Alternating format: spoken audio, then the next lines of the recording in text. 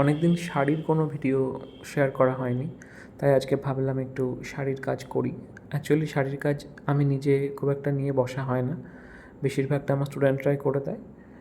Finishing touch বা ওরা বর্ডারটা করে দিল, আমি আঁচলের কাজটা শুধু করে দিলাম, এরকমভাবে হয়। এটা একটা তসর শাড়িতে করছি। শাড়িটায় একটা গোল্ডেন কালারের বর্ডার আছে, কেরালা কটনে যেমন থাকে, একটু চওড়া। আর ওই বর্ডারের ওপরে প্রায় হাফ শাড়ি পর্যন্ত আমি একটা পেন্টিং করতে চাইছি। এইভাবেই সাজাবো ভেবেছি ছবিটাকে। তার জন্য একটা ক্যাটালগ আমি প্রথমে তৈরি করে নিয়েছি কাগজের ওপর এঁকে। এখানে দেখা যাচ্ছে দুটো মূর্তি দেখা যাচ্ছে নৃত্যরত, আরও একটা মূর্তি আছে, তিনটে মূর্তি পরপর আমি এঁকে নিয়েছি।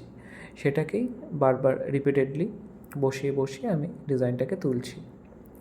বেশ কিছুটাই করা হয়ে গেছে, আমার স্টুডেন্টরা 2 দিন 3 দিন করেছে। ওরা এতটা বড় বলে ওদের পক্ষে একটু মুশকিল হয়, খুব কঠিন মনে হচ্ছে ওদের এটা।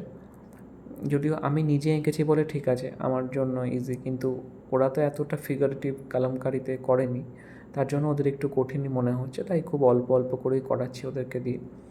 পড়ে আছে অনেক দিন ধরে, তাই ভাবলাম আমি কিছুটা এগিয়ে রাখি, সেই ভেবেই করা। আর ভিডিওটা করব বলেই আরও এটা নিয়ে বসলাম, একটু দেখাই ভিডিও করে। অনেক দিন দেখানো হয়নি কীভাবে আমি ছাপটা তুলে আর কি ডিজাইনটাকে করি।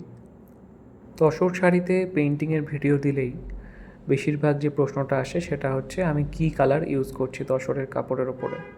ন্যাচারাল কালার ইউজ করলে অবশ্যই শাড়ির কোয়ালিটিটা ভালো থাকবে, কিন্তু ন্যাচারাল কালারের হদিশ আমার কাছে নেই, কী কালার দিয়ে সেটা করতে হয়।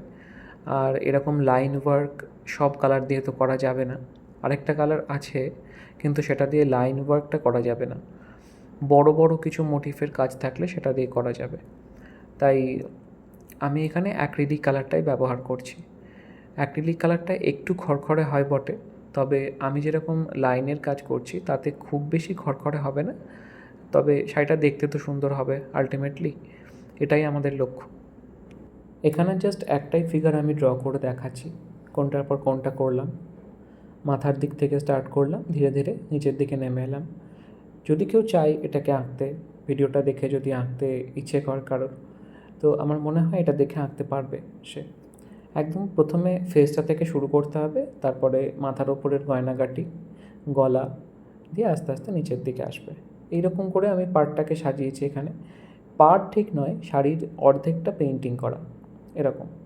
ওপর দিকে একটা সরু পার্ট থাকবে, এই সরু পার্টটা এখনও আঁকা হয়নি। কেমন লাগছে জানাতে ভুলবেন না।